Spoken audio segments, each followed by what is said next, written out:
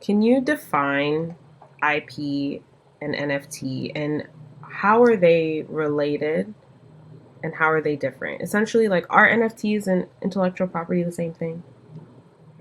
No, is the short answer. And let's unpack it. So I'm going to assume that the audience understands NFTs and you come here to figure out the legalities of it. And so this is probably the number one question that I work through and help creatives and collectors to understand. And we'll start in this way. All intellectual property is property, but not all property is intellectual property. There are two main types of property, and there's certain rights that attach to someone who holds property, like your laptop, or if you own a home or something like that. There are different types of property. You can have personal property and what we call real property or land. And Okay. on the personal property side, you have tangible and intangible personal property.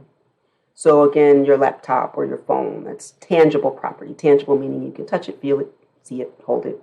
And intangible, and that goes into this subset of personal property, something that you can't touch, but that the law has created in people a certain set of rights for property created with the mind, even if it technically has some tangible manifestation. So let's use an example of a physical painting, right? So if I purchase a physical painting, I have purchased the right to use, to enjoy, to display it, maybe not even publicly display. We'll talk about what copyright is and why that would be. But that physical piece of art is separate and distinct from the intellectual property rights that attached and are held automatically by the creator of that physical art.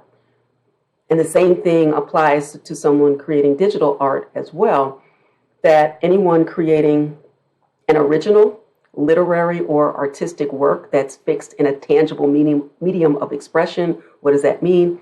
From the moment I'm not just thinking about a poem of a tree, but I've actually written it, or I've typed it, or I've recorded it, it's capable of being copied. It's sufficiently permanent, and therefore, as long as it's original and I didn't copy it from someone, that copyright attaches, or I own the copyright in that written or typed or recorded piece. And copyright is actually a bundle of rights. So copyright is basically, there's one other that's not really relevant for our conversation, but probably most obvious, the right to copy, or what we call the reproduction right. The right to create derivative works, the right to adapt the original. So what does that mean? I can write a book, and then I can sell those rights to someone to create a screenplay. And the screenplay derived from the original right that was created when I wrote the book, right? So the right to copy, the right to adapt, the right to distribute copies. So if I have the right to copy, I have the right to distribute those copies. Or I can license that very discrete limited right to distribute. And that's when somebody does like a distribution deal or something like that. They've licensed the right to one of the rights within that bundle. And then the final two relevant for our conversation, the right to publicly display the work if it's capable of being displayed, and the right to publicly perform. So if I'm here and I'm singing songs, I don't have to license that right. But if I go on the interweb and I do that, that's a public performance. Or if I go to a public venue, and there are different licenses that I would have to acquire.